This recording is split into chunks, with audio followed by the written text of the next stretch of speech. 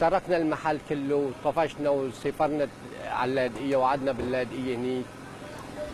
نكون نحن باركين باللاذقيه نتذكر هالمحل ونشوف على التلفزيون المحل هذا المأساة يعني، وزعل وحزن ونبكي وما نحس على حالنا شو عمال نبكي.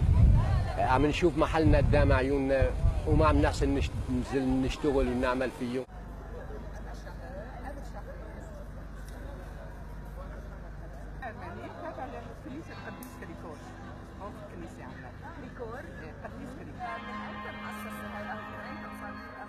أغلبية الناس تركوا بيوتهم وراحوا غير مناطق، يعني منطقة ميدان شبه مهجورة.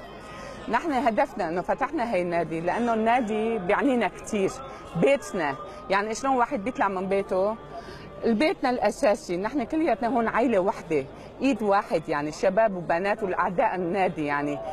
وعندها أهمية كبيرة هي النادي بقلوبنا كلياتنا، يعني لأنه بهي النادي بكينا، ضحكنا،